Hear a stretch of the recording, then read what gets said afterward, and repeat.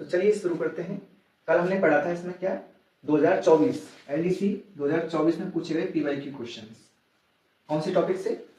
समीकरण, इक्वेशंस। ठीक है, आज हम करेंगे 2018 में पूछे गए सभी पीवाईक्यू क्वेश्चंस। जैसे कि पहला क्वेश्चन दे रखा है, ये भी 2018 का क्वेश्चन है। तो चलिए क्वेश्चन को देख लेते हैं। क्या पूछा था? द्विघात समीकरण जिसका एक मूल √5 + 2 है, तो आपको क्या बताना था? तो उस द्विघात समीकरण क्या होगा। ठीक है, तो द्विघात समीकरण के लिए आपके पास क्या होना चाहिए? हमारे पास एक फॉर्मूला होता है द्विघात समीकरण का, x² - मूलों का योग। क्या था यहाँ पर? मूलों का योग इंटू x प्लस यहाँ होता है मूलों का गुणनफल। ठीक है, तो पहली बात तो द्विघात समीकरण होता है, द्विघात समीकरण में दो मूल होते हैं। मूल हमको केवल एक मूल दिया है। क्या दिया है हमको? एक मूल। तो दूसरा मूल क्या देंगे? दूसरी मूल की कोई कंडीशन भी नहीं दी है। तो याद रखें आप, यदि किसी द्विघात समीकरण का एक मूल दे रखा, वो भी कैसा? ये इरेशनल नंबर। कैसा नंबर है वो? Irrational number. तो इरेशनल रूल्स जो होते हैं वो हमेशा पेयर में होते हैं। यानी कि मान लो अगर इसका एक मूल x बराबर क्या दे रखा है? √5 को मैं ऐसे लिख सकता हूँ। हालांकि इस क्वेश्चन को इस तरह से देना चाहिए था, √5 को पीछे की तरफ। तो अगर ये एक मूल ये है तो इसका युग्म क्या होगा? मतलब ये अल्फा है पहला मूल, तो दूसरा बीटा माने तो बीटा क्या होगा आपका? बीटा हो जाएगा आपका 2 - √5। क्योंकि जो इरेशनल मूल होते हैं वो हमेशा युग्म में होते हैं। ठीक है, अगर एक प्लस का है तो दूसरा किसका होगा? माइनस का। आपको गिवन हो चाहे नहीं हो, तो ये बात आपको समझ के चलनी है। तो अब हम क्या करेंगे? फॉर्मूला रख देंगे। क्या करेंगे? पहले मूलों का योग करेंगे। तो बताओ इन दोनों को जोड़ो तो क्या आएगा? 2 और 2 4। तो x² - 4x। देखो एक ही ऑप्शन में दे रखा है, आंसर आ जाएगा आपका। अब आप क्या करेंगे? वैसे दूसरा क्या करना है आपको? मूलों का गुणनफल। तो गुणनफल करो, इन दोनों का गुणा करेंगे तो एक में तो है प्लस और एक में क्या है? माइनस। तो a + b और a - b दोनों का मल्टीप्लाई करेंगे तो a² - b² हो जाएगा। a मतलब 2 का स्क्वायर, b मतलब √5 का स्क्वायर। √5 का स्क्वायर क्या होता है? 5। तो आपका आंसर आ गया -1। जब -1 आप यहाँ रखोगे तो आपका -1 आ जाएगा, प्लस माइनस क्या हो जाएगा? माइनस। तो इस तरह से ये आंसर हो जाएगा। ठीक है, नेक्स्ट क्वेश्चन देखो।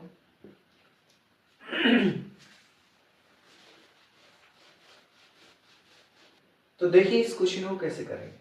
एक नगर में टैक्सी के लिए निश्चित भाड़े के अतिरिक्त चली गई दूरी पर भाड़ा सम्मिलित किया जाता है। यानी कि एक तो निश्चित भाड़ा है और एक अतिरिक्त भाड़ा है।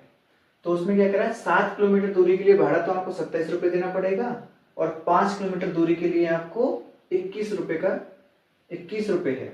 तो प्रति किलोमीटर भाड़ा पूछा है। तो देखिए दो तरह के भाड़े होते हैं। एक तो फिक्स चार्ज होता है, यानी इतने रुपए तो हम लेंगे ही लेंगे। तो हम मान लेते हैं जो निश्चित भाड़ा है, निश्चित भाड़ा मान लो क्या है आपका? x रुपए है। सही है, उसका किलोमीटर से कोई हिसाब नहीं है। लेकिन अगर हम मान लें तो प्रति किलोमीटर भाड़ा है आपका y रुपए। कितना है? y रुपए। तो अब हम क्या करेंगे? अकॉर्डिंग टू द क्वेश्चन आप क्या कर रहे हैं? कितने किलोमीटर जा रहे हैं आप? सबसे पहले 7 किलोमीटर। कितने? 7 किलोमीटर।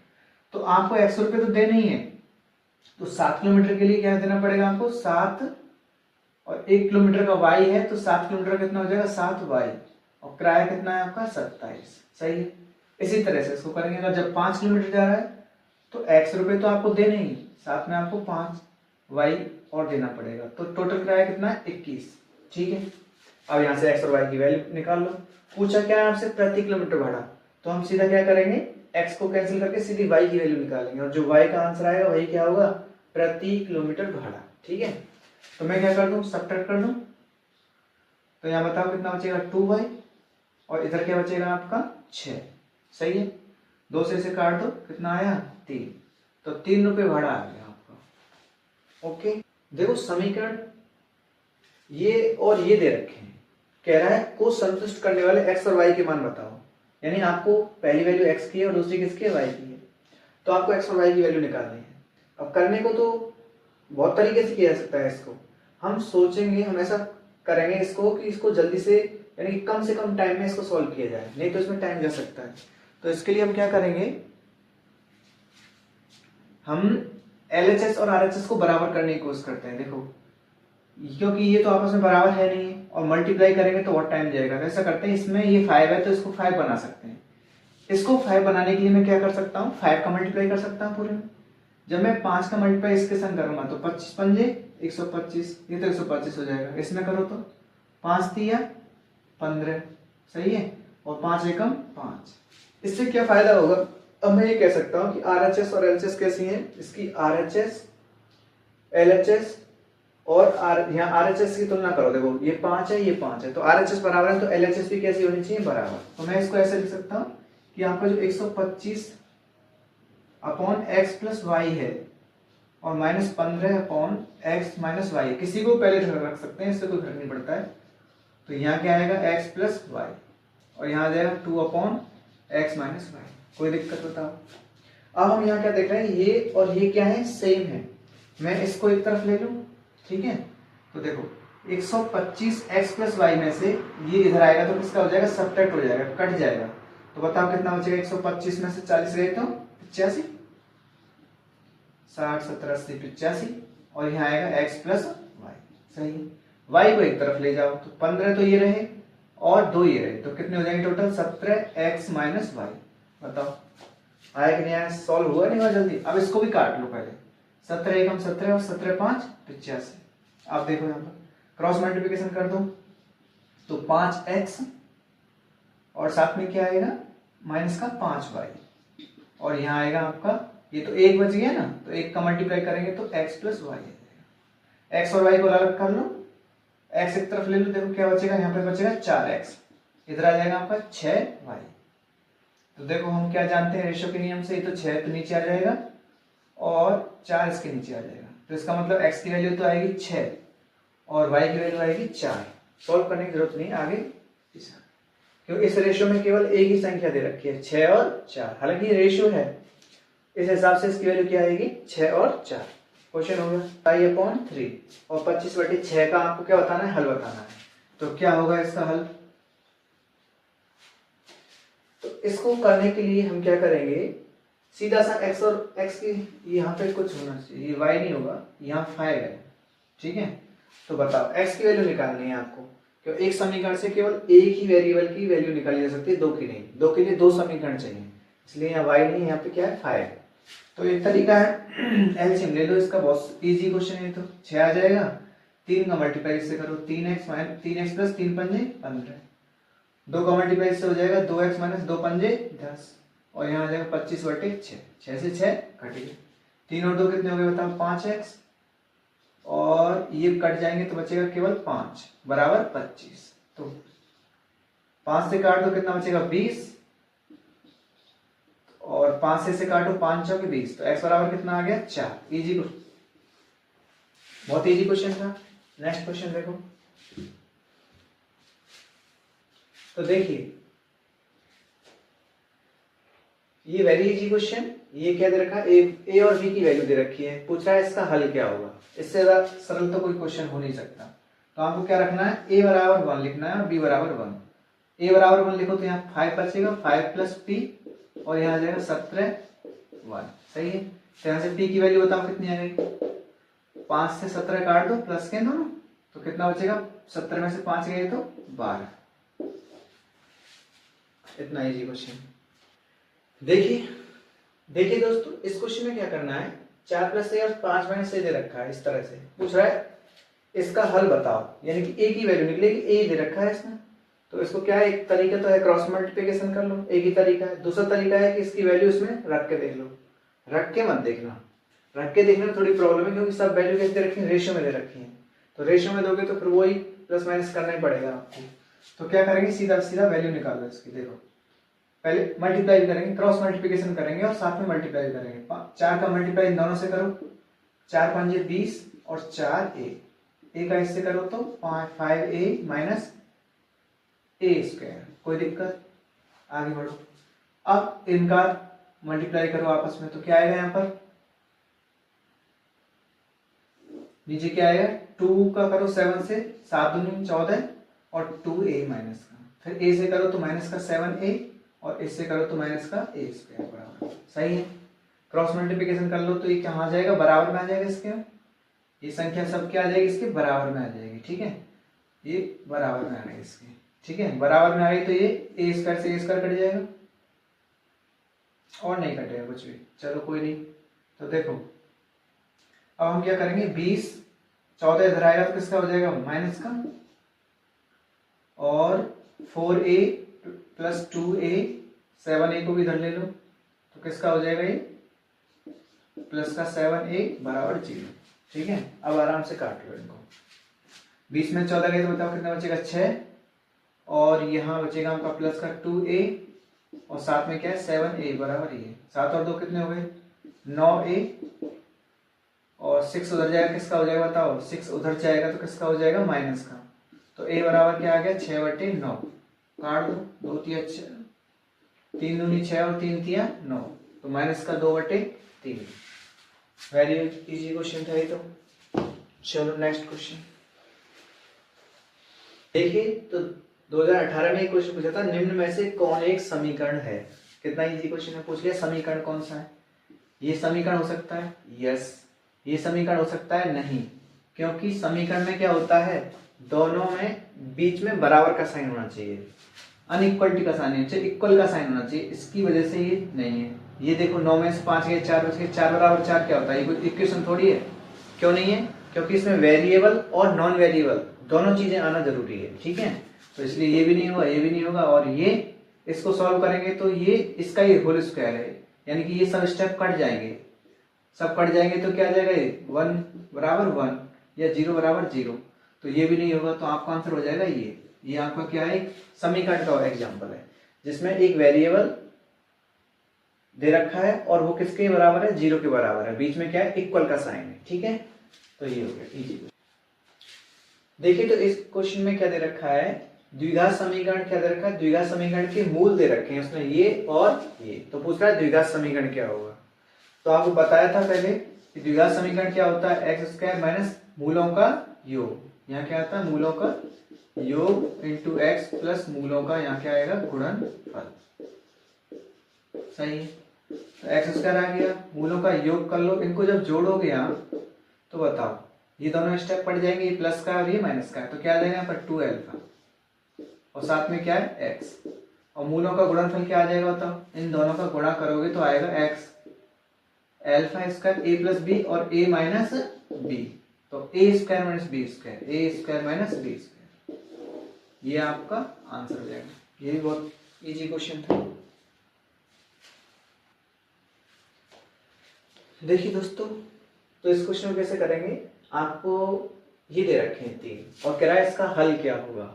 अब बताओ इसको अगर हल करना चाहें हम, तो एक तरीका तो है कि मैं पहले इन दोनों को ले लूं और क्रॉस मल्टीप्लिकेशन करके x और y की वैल्यू निकालूं, एक समीकरण निकलेगा, फिर इन दोनों को ले लूं और फिर यहाँ से क्रॉस मल्टीप्लिकेशन करके एक समीकरण निकालूं, फिर इन दोनों समीकरणों को सॉल्व करके x और y की वैल्यू निकाल सकते हैं, एक तरीका।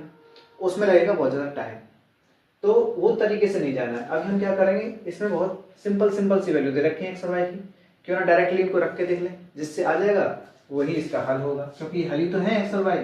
तो आप एक बार एक रख के देखो, सबसे पहले एक रखेंगे तो क्या आएगा, देखो जब मैं यहाँ एक रखूंगा तो ये आ जाएगा 3, यहाँ आएगा 1 और यहाँ आएगा 1, तो 1 से 1 कट गया तो यहाँ क्या बचेगा 3, और नीचे भी क्या है 3, तो 3/3 क्या हो गया, 1 हो गया। चलो इसकी वैल्यू भी 1 आ जानी चाहिए। अब तो देखो जब मैं यहाँ रखूंगा 1 तो ये आएगा 2 प्लस यहाँ आएगा 1 और यहाँ क्या आएगा आपका 2, सबको जोड़ो कितना आ रहा है, 2 और 2 4 और 1 5, और नीचे भी क्या है 5, 5 से 5 कटेगा तो 1, ये और आ जाए इतना ही, तो यहाँ 3 आ जाएगा, यहाँ 2 आ जाएगा, यहाँ 1 आ जाएगा, 3 और 2 5 और 1 6, और नीचे भी क्या है 6, तो इसका मतलब पहले ही पहला आंसर दे रखा है। आपको चेक कर सकते हैं, कोई दूसरा भी हो सकता था, पर फिर भी वैल्यू रखना आसान था।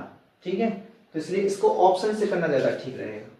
तो आपका आंसर हो गया x बराबर y बराबर 1, ये वैल्यू होगी इसकी। ओके, तो देखिए दोस्तों इस क्वेश्चन को कैसे करेंगे, समीकरण दे रखा है आपको, ये काफी बड़ा क्वेश्चन है।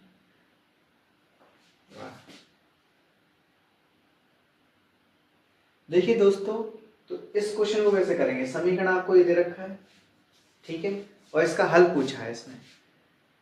अब इसका हल निकालना, तुम बताओ x की वैल्यू निकालोगे इसमें से तो बहुत ज्यादा टाइम जाएगा। तो भाई अगर तुम सिंपल तरीके से इसको करने की कोशिश कर रहे हो तो समझो ये नहीं होने वाला क्वेश्चन, इसमें अलग से अपना दिमाग लगाना पड़ेगा, उसके बाद ही इसको सॉल्व करना आसान है। एक बात तो है कि आप सीधा इसमें ऑप्शन से करो, सबसे बढ़िया रहेगा। एलसीएम लेना थोड़ा सा मुश्किल काम पड़ सकता है इसमें, इसलिए क्या करो आप ऑप्शन से करो। पर और एक चीज देखो, पहले इसको थोड़ा सा सिंपल करने की कोशिश करो। देखो इसमें ये जो स्टेप है ये थोड़ा सा ऑकवर्ड सा स्टेप है, तो क्यों ना हम क्या करेंगे, इस स्टेप को तो उधर ले जाओ, बाकी सबको एक तरफ ले लो। तो मैं इसको ऐसे लिख दूं 4x + 17 बटे 18, सही है, प्लस x बटे 3 और माइनस का 7x/12, और ये आ जाएगा आपका x + 16 बटे 36, सही है। और इसको उधर ले जाएंगे तो क्या हो जाएगा 13x - 2 और 17x - 32, कोई दिक्कत। अब इसमें x की वैल्यू रखो। अब x की वैल्यू, एक तो देखो एलसीएम भी लेना आसान है यहाँ पे, बस तो 36 एलसीएम आ जाएगा, आराम से निकल जाएगा आंसर।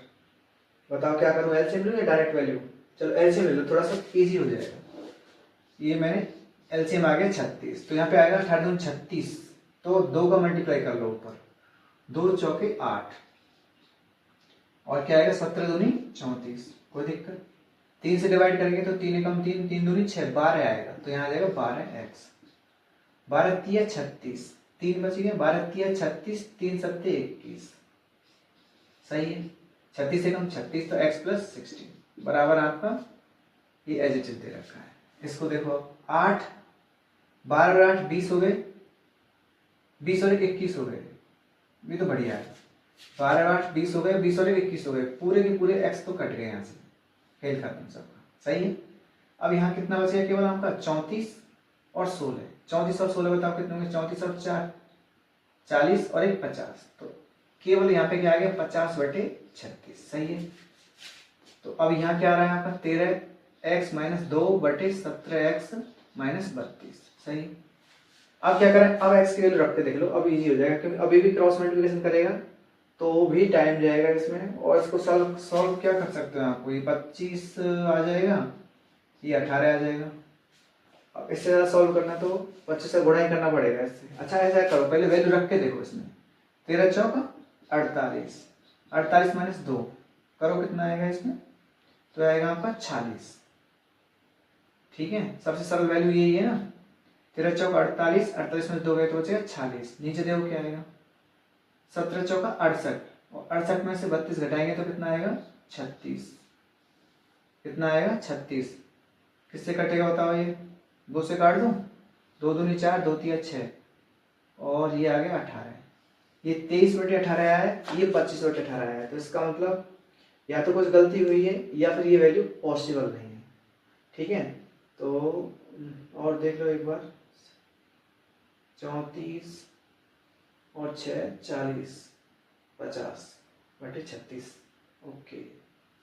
13 चौक 48, 13 26, 13 चौक 48 कब क्यों नहीं लग गया यार, 13 चौक 52 होते हैं, 13 चौका 52, सॉरी 13 चौका 52 और ये बचेगा 50, और इसको काटेंगे तो आ जाएगा आपका 25, सॉरी ये इस गलती हो गई थी। तो इसका मतलब देखो ये वैल्यू क्या हो रही है, बराबर हो रही है, तो इसका मतलब x बराबर 4 से क्या हो रहा है, समीकरण संतुष्ट हो रहा है, तो इसका आंसर हो जाएगा ये। नहीं तो भैया फिर इसका क्रॉस मल्टीप्लिकेशन करके x की वैल्यू निकाली जा सकती है, ठीक है। और इस तरह के जब ऑप्शन दे रखे हों, मतलब सरल ऑप्शन है, तो ऑप्शन से करना ज्यादा इजी रहता है। आप इसमें डायरेक्टली रखोगे 4 तो वो भी कर सकते हैं, उससे भी आपका आंसर जल्दी आ जाएगा, ठीक है, एज यू विश। देखो दोस्तों, तो इस क्वेश्चन में क्या करना है, यदि समीकरण ये का एक मूल दूसरे मूल का क्या है, व्युत्क्रम है, व्युत्क्रम का मतलब होता है उल्टा, तो k की वैल्यू निकालनी है आपको, कोई दिक्कत नहीं है, k की वैल्यू निकालना। हम क्या जानते हैं, यदि एक मूल x है या अल्फा है तो दूसरा मूल क्या होगा 1/अल्फा, इसे कहते हैं मूल क्या है, ये दूसरे के व्युत्क्रम है, यानी उल्टे हैं। तो मुझे ये बताओ, हमें वैल्यू किसकी निकालनी है, k की, तो k इसमें आ रहा है। हम क्या जानते हैं कि मूलों का जो गुणनफल है, योग से हमारा जरूरत ही नहीं है, अल्फा प्लस बीटा करो तो उससे कोई मतलब नहीं है इसका, कि मूलों का योग कितना दे रखा है साहब 13/5, ये होता है ना फॉर्मूला -b/a के हिसाब से, पर इसकी जरूरत ही नहीं है हमें, क्योंकि इसमें k आ ही नहीं रहा है।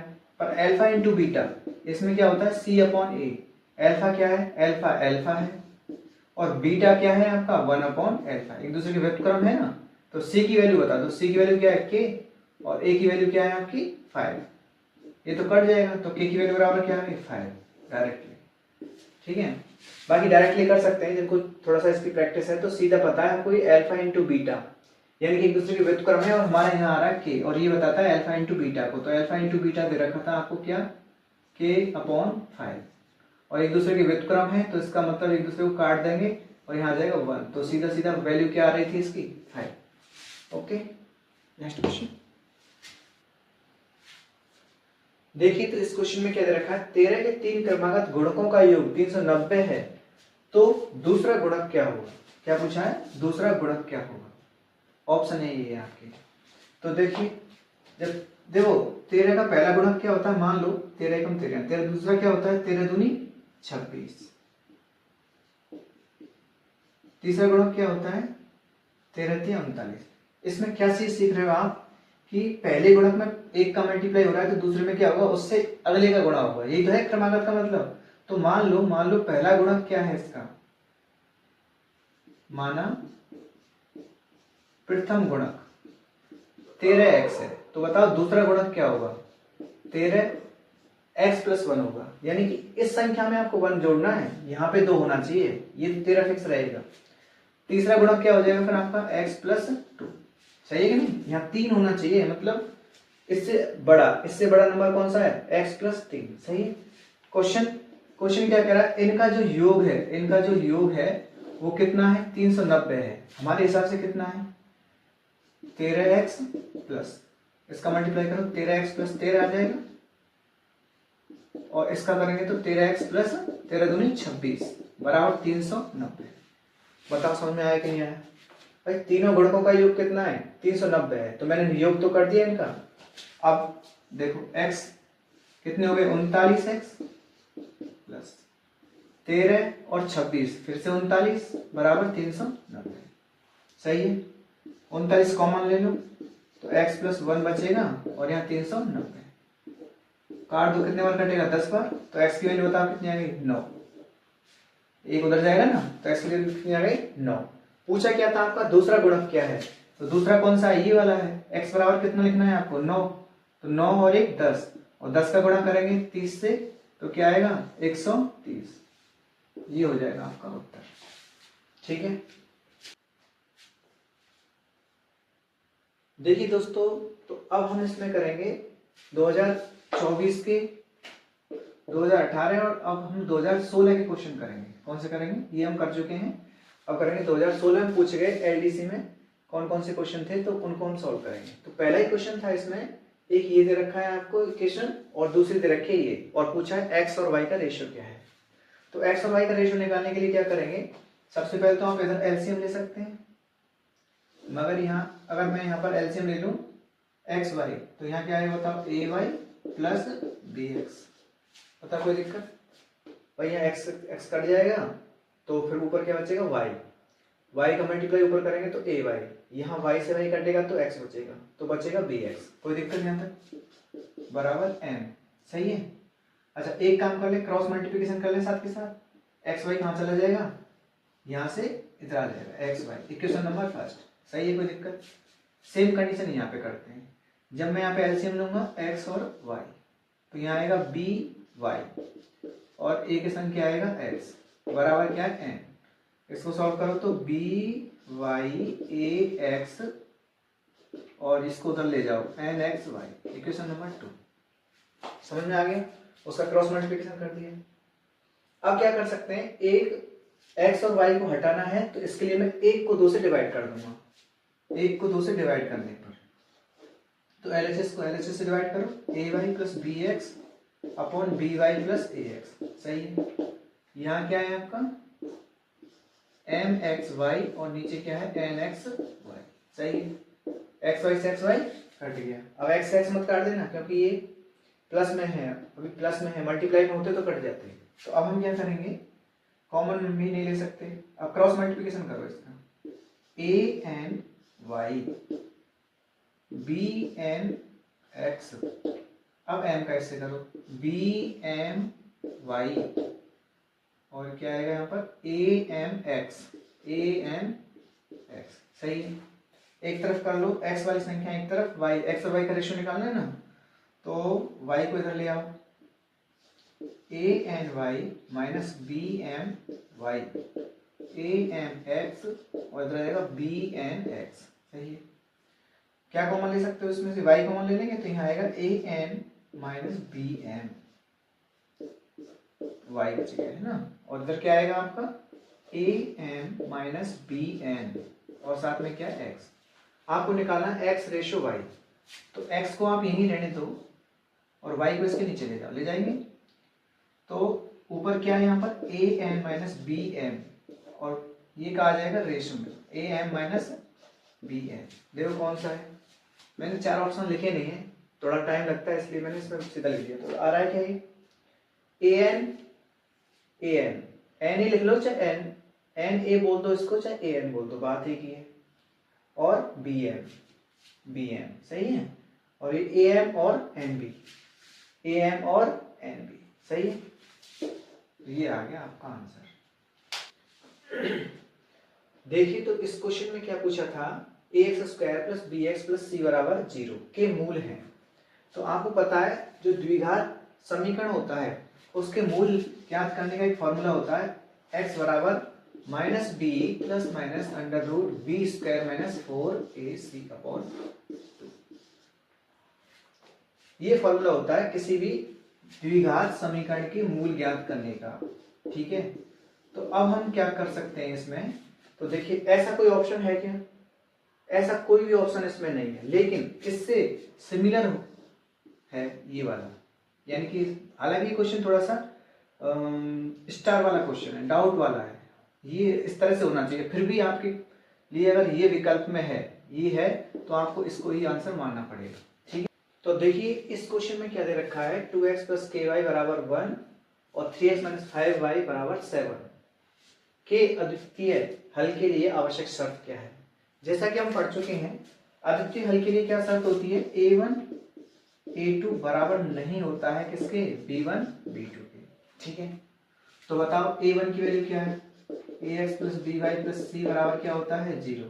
तो इस हिसाब से जो x का कोफिशिएंट होता है, जो गुणांक होता है वो क्या होता है a, तो 2 यहाँ आएगा आपका, ये 1 1 लगा लो इसमें, और ये a2x b2y प्लस c बराबर 0। तो a2 की वैल्यू बताओ कितनी है 3, इसकी वैल्यू कितनी है b1 की k, और b2 कितना है माइनस का 5।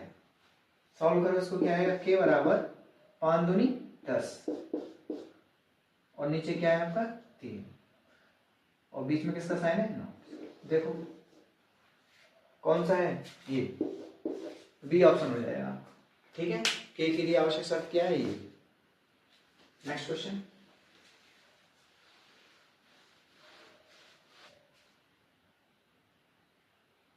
देखिए दोस्तों ये क्वेश्चन पूछा था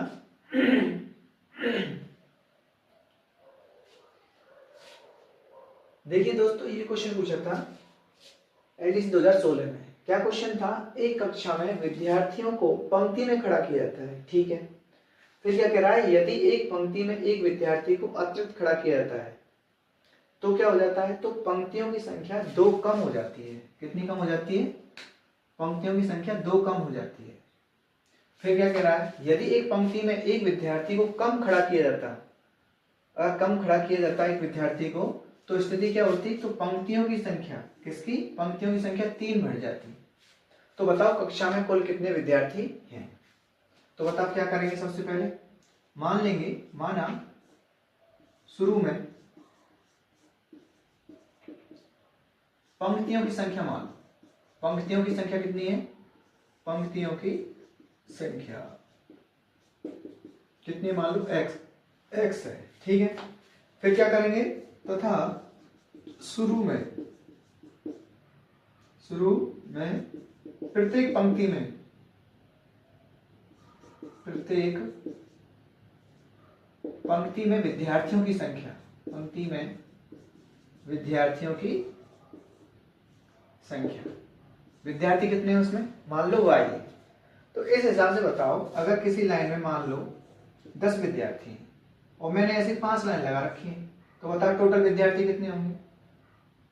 एक लाइन में 10 हैं और ऐसी मैंने 5 लाइन लगा रखी है, कितने 5। तो बताओ टोटल विद्यार्थी क्या होंगे, 10 लाइन और हर एक लाइन में 5 लाइन और हर एक लाइन में कितने बच्चे हैं? 10 बच्चे। तो टोटल बच्चे कितने हो गए? 50।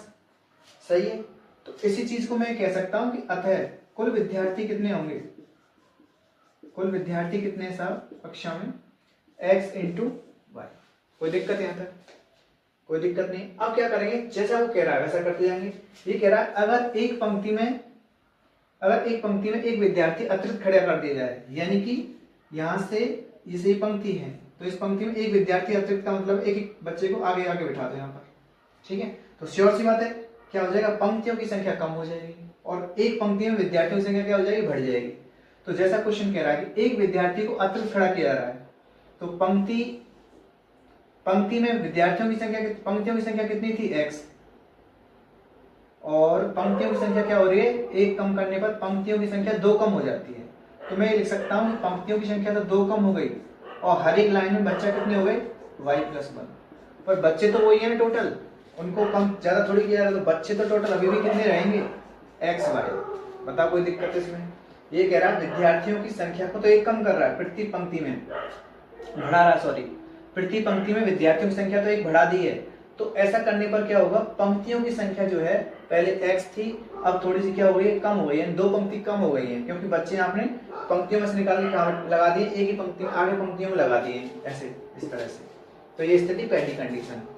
पहली कंडीशन को थोड़ा सॉल्व करें तो कर लो। देखो x y, y का इससे करो तो माइनस का 2y, ये आएगा प्लस का x और माइनस का 2 बराबर xy।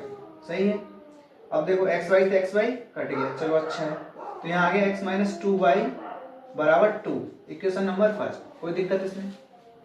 ठीक है, तो इसको हम नोट करके रख लेते हैं। पहला तो इक्वेशन आई है x माइनस 2y बराबर आ गया 2, इक्वेशन नंबर फर्स्ट। ठीक है, अब हम क्या करेंगे, इसको थोड़ा अरेंज कर लेते हैं।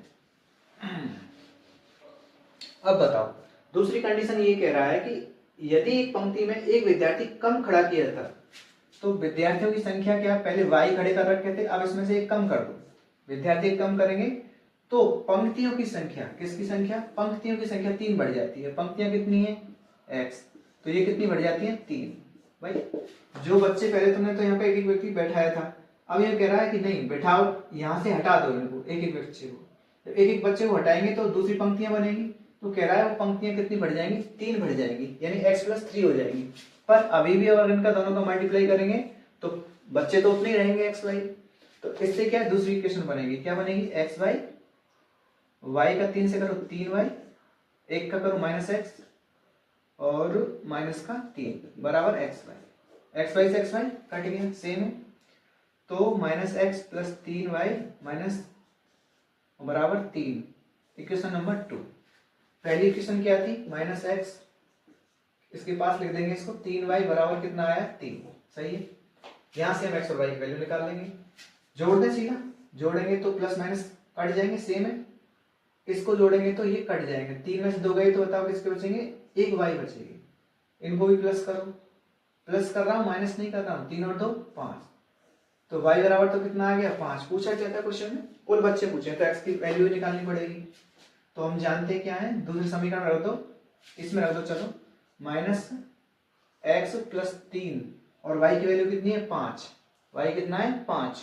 तो 5 से कितना हो जाएगा? 15 बराबर 3। तो यहाँ से x की वैल्यू बताओ कितनी आएगी? 15 उधर जाएगा, माइनस का हो जाएगा और ये बचेगा -12। तो बताओ x बराबर कितना आ गया? 12। अब बताओ कुल बच्चे कितने होंगे? कुल बच्चे कितने माने थे आपने? x y, x कितना आया था आपका? 12 और ये आया 5, तो कितना हो गए? 12 × 5 = 60। तो कुल बच्चे कितने थे? 60 बच्चे थे। ठीक है, देखिए दोस्तों, तो ये क्वेश्चन दे रखा है, समीकरण ये इसके बराबर दे रखा है, तो पूछ रहा है x का मान क्या होगा। आई थिंक समझता हूँ बहुत इजी क्वेश्चन है, एलडीसी 2014 में पूछा था। अच्छा, इससे पहले पिछली स्लाइड कहाँ है? अरे स्लाइड नहीं आएगी। तो पहला वाला जो क्वेश्चन था वो भी 2014 में पूछा था, मैंने शायद 2016 लिख दिया था उसको। ठीक है, तो ये दूसरा क्वेश्चन है 2014 का। तो देखो क्या क्वेश्चन, कैसे करेंगे इसको। सबसे पहले आपका x है ये, ठीक है, ब्रैकेट हटाओ। सबसे पहले स्मॉल ब्रैकेट हटाएंगे तो माइनस माइनस क्या हो जाएगा यहाँ पर? प्लस। तो ये क्या आ जाएगा? x माइनस ब्रैकेट x और ये क्या हो जाएगा? माइनस माइनस क्या हो जाएगा? प्लस। तो यहाँ आ जाएगा आपका प्लस का एक्स। अच्छा यहाँ भी माइनस होगा, यहाँ प्लस में, यहाँ क्या है माइनस, इस तरह से। अब देखो फिर यहाँ पे क्या होगा, एक्स से एक्स कट जाएगा, ठीक है, तो यहाँ क्या बचेगा, कुछ नहीं, तो ये रह गया आपका x माइनस एक्स बराबर x प्लस 5। सही है ये भाई, ये जीरो हो गया, x में से जीरो हटाएंगे तो भी x ही बचेगा। अब ये स्थिति रह जाएगी, अब ये स्थिति देखो x माइनस एक्स तो रह गया, तो ये आ गया जीरो, तो x बराबर x प्लस 5। अब बताओ x बराबर क्या आ गया, माइनस का आएगा, तो आपका आंसर हो जाएगा ये। इजी क्वेश्चन था।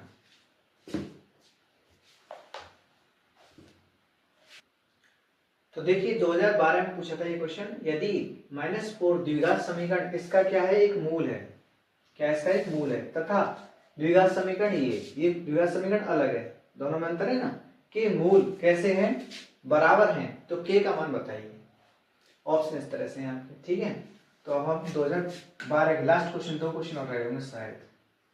तो चलिए, जब इसका एक मूल दे रखा है तो आप क्या जानते हैं कि ये वैल्यू इसको क्या कर देगी, इसमें इसको मैं इनपुट कर सकता हूं, तो देखो x square minus plus P x minus 4 बराबर 0, ये इसका मूल है, तो मैं x को किससे रिप्लेस कर सकता हूं, -4 से। किससे करेंगे, -4 से, स्क्वायर हो जाएगा p माइनस 4 माइनस 4 बराबर 0, तो यहाँ आएगा आपका 16 और ये आएगा माइनस का 4p और ये 4 बराबर 0, -4p 16 में से 4 गए तो बताओ कितने बचेंगे, 12, और 12 उधर जाएगा किसका हो जाएगा, माइनस का, माइनस से माइनस 4 से 3 आ जाएगा, तो p बराबर कितना आ गया, 3, पहली कंडीशन।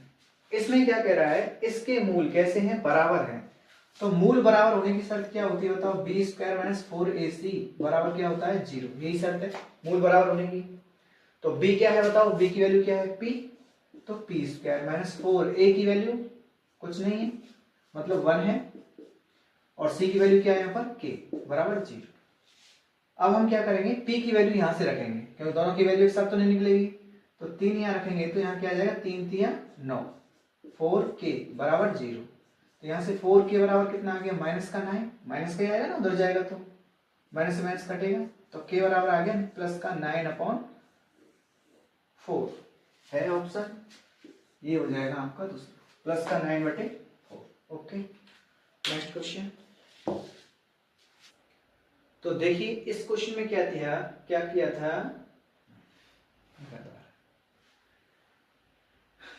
तो देखिए इस क्वेश्चन में क्या दिया है, k के किस वास्तविक मान के लिए समीकरण युग्म ये और ये के अनंत हल नहीं होंगे, अनंत हल होंगे, ठीक है। तो बताओ अनंत हल होने की क्या शर्त है, अनंत हल होने की शर्त है a1 a2 बराबर होता है b1 b2 बराबर होता है c1 c2, सही बात है। तो इसके अकॉर्डिंग हमको पता है, देखो बार बार तो नहीं बताऊंगा, ये a की वैल्यू है, तो k माइनस 1 और यहाँ क्या है 1, b1 और b2, सही है।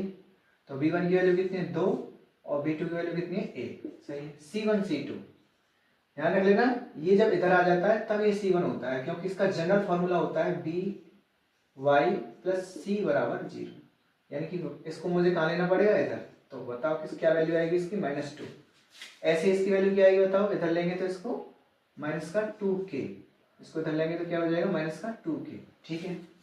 अब निकालो, चलो यहां से निकालो, पहले 2 से k की वैल्यू क्या आएगी, देखो यहां से तो आ गई k की वैल्यू 3, कितनी आ गई यहाँ पर k की वैल्यू 3, जल्दबाजी ना करें कि k बराबर 3 के लिए इसके अनंत हल होंगे, इससे और निकालोगे, तो यहां से हम देख रहे हैं माइनस से माइनस कट जाएगा, सही है, तो ये आ जाएगा आपका 2 से 2 कट जाएगा, सही है, तो यहाँ आ जाएगा 2k बराबर 1, 2 के बराबर क्या आ जाएगा 1 इन दोनों से, फिर यहां से k की वैल्यू क्या निकलेगी 1/2, तो k की वैल्यू या तो 3 के लिए भी इसके अनंत हल होंगे, किसके लिए 3 के लिए भी अनंत हल होंगे, और k बराबर 1/2 के लिए भी अनंत हल होंगे, पर k की वैल्यू 2 कैसे हो सकती है, k की वैल्यू 2 नहीं हो सकती, ये क्या हो रहा है, ये विरोधाभास आ गया, यानी k की वैल्यू कभी भी 2 नहीं आ सकती, इसका मतलब ना तो k का ये आंसर k बराबर 3 ये भी आंसर नहीं होगा, ये भी आंसर नहीं होगा, तो हम इसके लिए बोलेंगे k के किसी भी मान के लिए अनंत हल नहीं होंगे, ठीक है। क्यों नहीं होंगे, क्योंकि k की वैल्यू कैसे आ गई है डबल आ गई है, के की वैल्यू 3 भी है और के की वैल्यू 1/2 है, दो वैल्यू एग्जिस्ट नहीं करती हैं, ठीक है। तो इसका आंसर हो जाएगा आपका सी, के किसी भी मान के लिए अनंत हल नहीं होंगे। देखो दोस्तों, तो इस क्वेश्चन में क्या दे रखा है, ये और ये, इसका पूछा है मान, इसका मान क्या होगा। तो देखो इस क्वेश्चन में देखो भाई, इसका क्यू निकालना, फिर इसका क्यू निकालना है, इसका क्यू निकालना है, फिर सबको जोड़ना है, घटाना है, और फिर इनके क्यू निकालना है। समझो कम से कम 5 मिनट गए, 5 मिनट तो जाएंगे। तो हम क्या करेंगे, इसमें थोड़ा सा कुछ तो होगी ट्रिक, इसको पता करने की जरूरत थी इसमें। क्या कि जब एक देखो, इसकी जैसी आइडेंटिटी पढ़ी होगी आपने, a q plus b q plus c q, ये क्या था, इस तरह से फॉर्मूला था एक, कि बराबर ये किसके होता है, A plus B plus C, A square plus B square plus C square minus A B minus B C और माइनस सी, यही फॉर्मूला होता है इसका। इसके अकॉर्डिंग अगर मैं इसे लिखना चाहूं तो लिख सकता हूं, एक तो ये तरीका है, फिर भी यहाँ पे दिक्कत किसकी आएगी, स्क्वायर की दिक्कत आएगी। चलो छोड़ो, और कुछ है खास बात, एक चीज और थी इसमें, कि ये कभी कभी ये चीज और थी यहाँ पे, 3 plus b q plus c q बराबर 3abc हो जाता था। ये कब होता था, यदि a प्लस बी प्लस सी की वैल्यू अगर क्या आ जाए, 0 आ जाए, तो बताओ ये पूरा स्टेप क्या हो जाएगा, ये पूरा की पूरा 0 हो जाएगा। क्या हो जाएगा, 0। जब यहाँ इसकी जगह मैं 0 लिख दूंगा तो बताओ 3abc इधर आएगा तो किसका हो जाएगा, प्लस का हो जाएगा। तो आपको ये पता चला, एक चीज चेक कर लो, कहीं ये a b और c ये है, सॉरी a ये पूरा है, ये b है, ये a है, ये b है और ये c है, तीनों को जोड़ो, तीनों को जोड़ेंगे तो क्या आएगा, देखो एक्स स्क्वायर से एक्स स्क्वायर कट जाएगा जोड़ने पर, और वाई स्क्वायर से वाई स्क्वायर कट जाएगा क्योंकि ये माइनस का ही प्लस का है, और जेड स्क्वायर से जेड स्क्वायर कट जाएगा। तो इसका मतलब इसमें क्या, यहाँ पर क्या कंडीशन लग रही है कि a प्लस बी प्लस सी बराबर क्या हो रहा है, 0 हो रहा है। तो मैं जब ऐसा होता है तो मैं इसे किसके बराबर होता है, इस q की वैल्यू क्या होती है, तीनों q की वैल्यू 3abc के बराबर होती है, राइट। तो मैं इसे ऐसे लिखता हूँ, 3 a की जगह पे क्या लिखूंगा बताओ, x square minus y square, और यहाँ क्या आ जाएगा, b की जगह पर y square minus z square, और c की जगह पर z square minus x square. बताओ कोई प्रॉब्लम। सेम कंडीशन नीचे लग रही है, देखो इन सबको प्लस करने पर 0 आ रहा है कि नहीं आ रहा है, क्यू को हटाओ, ये a मान लो इसको पूरा, इसको b और इसको c। तो देखो x से x कट जाएगा, y से y और z से z। इसका मतलब यहाँ भी क्या हो रहा है, a प्लस बी प्लस सी बराबर 0। अगर ऐसा होता है तो इसमें मैं क्या कर सकता हूँ, यहाँ 0 आने की वजह से यह आ जाएगा 3abc के बराबर होगा। तो मैं यहाँ भी क्या लिख सकता हूँ नीचे, 3abc, a b की a b और ये आ गया आपका c। अब कट जाएंगे, अभी भी नहीं कटेंगे, अभी क्या होगा, 3 से 3 कट जाएगा। यहाँ देखो a square minus b square लग रहा है, तो अब की बार क्या होगा, ये एक बार प्लस का आएगा बीच में चिन्ह दोनों के में, और एक बार माइनस का आएगा, और हम देख रहे हैं माइनस वाला तो कट जाएगा, तो क्या बचेगा केवल x प्लस वाई। इसी तरह से माइनस वाला कट जाएगा इससे, ये वाला कट जाएगा माइनस का, और क्या बचेगा इसमें y प्लस जेड, ऐसे z प्लस एक्स। तो आपका उत्तर कौन सा हो जाएगा, ये हो जाएगा डी। तो देखो दोस्तों, इस क्वेश्चन में क्या दे रखा है, के धनात्मक मान के लिए दोनों समीकरण ये और ये के मूल वास्तविक होंगे। तो बताओ, इसको अंडरलाइन करो, के कैसे मान लेने हैं, आपको केवल धनात्मक मान लेने हैं, के कैसे मान लेने हैं, धनात्मक मान, और साथ में कैसे बात कर रहा है, मूल वास्तविक। तो बताओ, जो मूलों की शर्त होती है वो क्या होती है, एक तो होता है बी स्क्वायर माइनस 4ac, अगर 0 से छोटा है, 0 से क्या है, छोटा है, तो इसको हम कह देते हैं कि मूल कैसे होंगे, काल्पनिक होंगे, सही है। वास्तविक मूल होने की दो शर्त होती है, बी स्क्वायर माइनस 4ac बराबर 0 होता है तो कहते हैं मूल वास्तविक भी होंगे, वह कैसे होंगे, समान होंगे, सही है। एक शर्त होती है बी स्क्वायर माइनस 4ac की वैल्यू अगर क्या हो जाए, 0 से भी बड़ी हो जाए, तो मूल वास्तविक ही होंगे। मूल कैसे होंगे, वास्तविक होंगे, वह अलग अलग होंगे, यहाँ पर कैसे होंगे, अलग अलग। तो ये 3 कंडीशन होती हैं मूलों की। तो हम यहाँ पर क्या करेंगे, मूल वास्तविक शर्त होने के लिए इसमें 2 शर्तें हैं, ये भी वास्तविक की शर्त है, ये भी वास्तविक की। तो मैं इसको दोनों को जोड़कर मैं ऐसे लिख सकता हूँ कि मूल वास्तविक होंगे कब, या तो इसकी वैल्यू 0 हो या 0 से बड़ी हो, दोनों में सही है ना। अब वैल्यू रख लो आप, हाँ इसको ऐसे लिख सकता हूँ, ax square plus B Y plus सी बराबर 0। तो यहां से बताओ b की वैल्यू कितनी है k, 4, a की वैल्यू क्या है, a की वैल्यू क्या है 1, और c की वैल्यू क्या है 64। तो यहां से बताओ k की वैल्यू कितनी आ जाएगी। भाई देखो इसमें एक चीज ध्यान रखना, ये 256, इसमें एक चीज याद रखना, जब ये वाला साइन आ जाता है ना तो दोनों तरफ प्लस या माइनस करो तो उसको थोड़ा सावधानी से करना है। देखो यहाँ पे क्या होगा, जब मैं दोनों तरफ क्या करूंगा, माइनस प्लस 200, देखो 256 प्लस 256, और यहाँ भी आ जाएगा 256, 0 प्लस। जब अनइक्वलिटी वाली जो बात होती है, जब दोनों तरफ सेम संख्या प्लस की जाती है तो कोई फर्क नहीं पड़ता है, नॉर्मल इक्वेशन के हिसाब से हो जाता है। लेकिन अगर इस संख्या में दोनों तरफ माइनस किया जाता तो फिर ये जो है साइन ग्रेटर देन की वजह क्या हो जाता, लेस देन हो जाता। बस इसमें ये चीज ध्यान रखनी होती है। तो देखो यहाँ पे क्या आ जाएगा आपका, ये 256 से 256 कट जाएगा तो के स्क्वायर बराबर क्या आ गया है आपका 256। तो यहां से के की वैल्यू बताओ क्या आ जाएगी, के बराबर आ जाएगा अंडर रूट प्लस माइनस 16 आएगा, क्या आएगा प्लस माइनस 16। लेकिन उसने कहा है के का मान कैसा लेना, धनात्मक, तो माइनस को छोड़ दो आप, तो के का मान क्या आ गया, ये आ गया। अब दूसरी इक्वेशन चेक कर लो इस तरह से, बी स्क्वायर माइनस 4ac, तो बी की वैल्यू कितनी है 8, तो 8 बटे 64, 4, ए की वैल्यू 1, सी की वैल्यू के, यही सब b square minus 4ac is greater than and equal to 0।